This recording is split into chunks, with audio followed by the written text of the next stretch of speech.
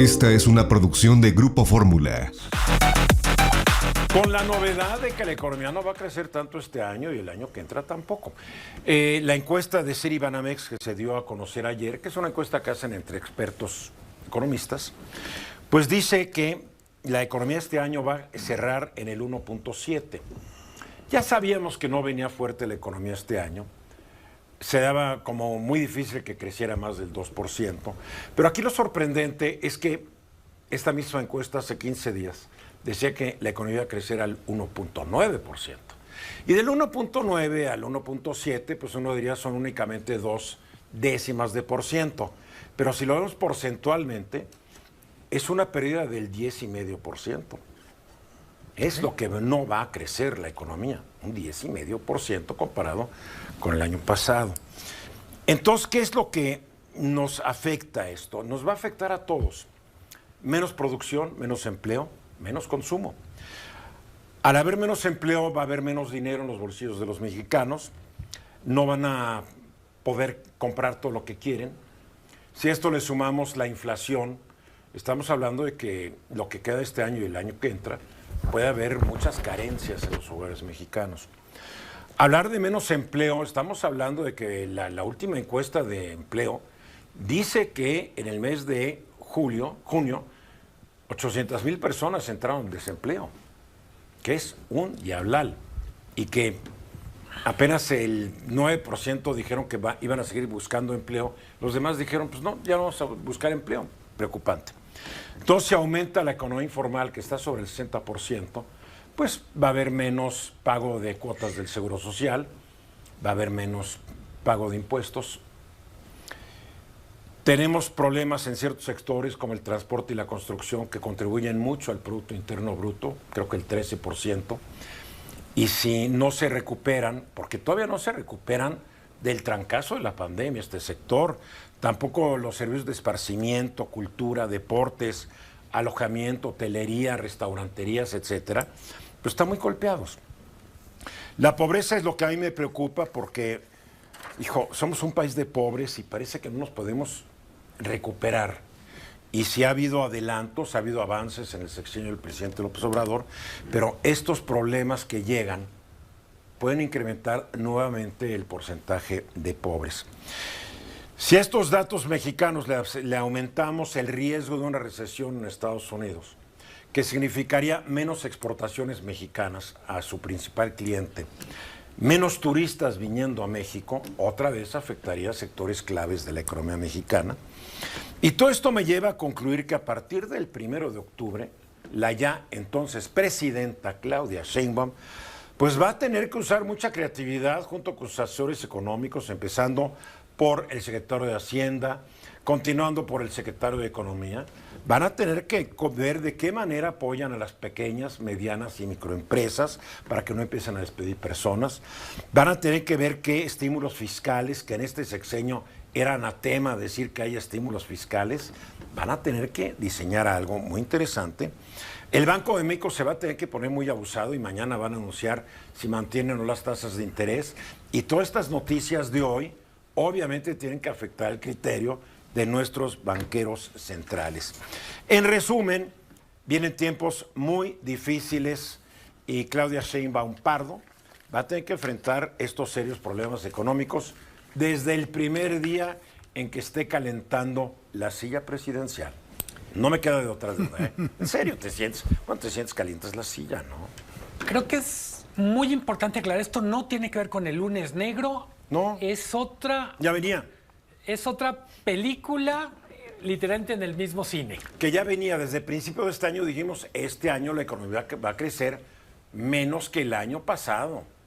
Estaba cantado, a pesar del optimismo de algunos funcionarios, ¿no? A mí me gusta plantear, cuando hablamos de crecimiento, no solo son números lo que se mueve, son estados de ánimo. Claro. Una sociedad que está creciendo a tasas de 5%. Todos están felices. Tiene un tipo de ansiedad por el crecimiento que no se parece a una sociedad que decrece. Yo quiero regresar a la época cuando el país estaba creciendo, claro, artificialmente, porque estaban pidiendo prestado sobre el petróleo, la época de López Portillo. Te tocó a ti, me tocó a mí, a ti te tocó, Estaba chiquito. pero nosotros nos tocó ya en el mercado laboral, ya trabajamos. No nos volverán a saquear. No, pero ya no eches a perder esto, no recuerdes la estupidez que dijo este tipo. Pero lo que sí recuerdo era el optimismo que había entre todos que estábamos más jóvenes o menos viejos, como lo quieran ver. Traíamos un optimismo sobre el futuro porque el país estaba creciendo. Claro, nos dijeron que todo era artificial hasta que se desplomó todo. El optimismo, decías que, yo tengo un amigo que decía, es que en México levantas la mano y agarras un billete de 100 pesos. Porque había empleo, para esa época bien pagado. Te salías de una chamba y buscabas otra y conseguías con mayor aumento de sueldo. Había un gran optimismo. Ese optimismo ya se dejó respirar hace tiempo. Se dejó de respirar en todo lo que va del siglo XX. Yo creo que se dejó de respirar desde el sexenio de Miguel de la Madrid. Ya estamos hablando de muchos años sin ese optimismo de que el futuro me pertenece. Totalmente. Yo Sí. creo, Eduardo, tocaste un tema que a mí me gusta porque es en el que me desenvuelvo, que es la infraestructura.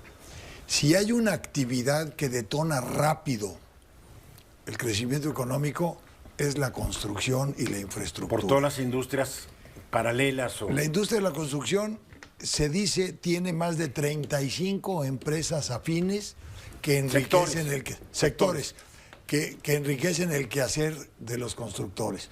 No hablemos de cemento, acero, acabados, Industria lo que se te ocurra. eléctrica, apagadores Hay- de luz, plafones. Hombre.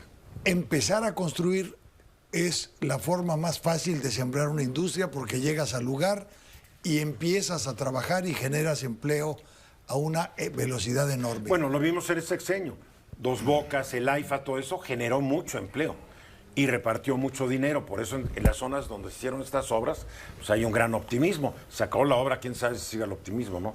Esto tiene que ser una constante. Un gran tema, hablando tú de políticas, es que Pemex tiene que sufrir un proceso de reingeniería, no puede seguir perdiendo las cantidades de dinero que pierde.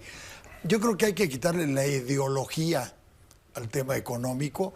Es que vamos a ser autosuficientes en gasolinas. Bueno, ni para qué, la semana pasada hablamos de que No lo vamos a hacer. el 72% es importado. Entonces, es obvio que hay que tener un cambio de visión, fomentar la participación del sector privado, nacional y extranjero, en la inversión de infraestructura es fundamental. Y apoyar a las MIPYMES que tienen y contratan el 50% de la población, el 50% de la gente ocupada trabaja para las MIPYMES, que son el 99% de las empresas. A mí me gustaría retomar el comentario de Juan. Claudia Sheinbaum está planteando un programa muy ambicioso de infraestructura. De hecho, ayer dice, va a haber una obra importante para cada Una estado. gran obra en cada estado, 32 obras. Con todo y el afán que la próxima presidenta tiene en dar continuidad, tiene que haber un cambio importante en la forma en que se evalúan los proyectos. Definitivo. La manera en que se evalúa el impacto social de una obra no es en el momento en que se construye, Claro. es después. Claro, después. Y para ser francos, no hay que inventar el hilo negro. Hay formas de medir impacto ambiental, hay formas de medir el impacto social, el impacto regional. El impacto del capricho a veces puede más que el impacto de otros tipos. Entonces, si nos quedamos solo con la fotografía de el Tren Maya y Dos Bocas, hicieron crecer a Tabasco, lo pusieron, yo creo que por primera vez en 30 años como el estado que más crecía. Pues sí, con esa obra monumental. Lo importante es qué va a pasar con Tabasco una vez que se acabó literalmente esta conexión con una manguera de dinero. ¿Tienes duda? Más contaminación porque Pemex es un gran contaminador y nunca ha hecho nada para remediarlo. Va a haber más empleo porque Pemex tradicionalmente contrata más personal del que debe tener para tener quietos los lugares donde están. O sea, yo ya lo veo. Y la producción de gasolinas, pues no sé qué tanto se incremente. Eduardo, perdón, No. porque va en el mismo sentido. La Secretaría de Hacienda tiene una dirección, una unidad de inversión. Y esa unidad ha sido responsable, no en esta administración, de la evaluación del costo-beneficio de todos los proyectos. Sí, en este sexenio no. En este sexenio lo que rigió fue la voluntad presidencial. Exacto. Punto. Se hacían obras sin el estudio de impacto ambiental. O sea, Sin aquí proyectos. aquí fue el capricho del señor presidente. A ver, Punto. Lo que es cierto es que lo que el presidente tenía muy bien medido era el impacto político y electoral. Y a corto plazo. Y en eso la jugada le salió perfecto. Ah, claro.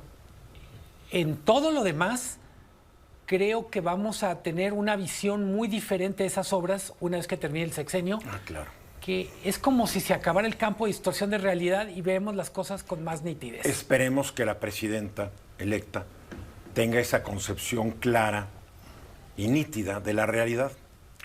Yo Es muy confío, importante. yo confío. Yo confío. Quiero confiar. Mensajes. Esta fue una producción de Grupo Fórmula. Encuentra más contenido como este en radioformula.mx.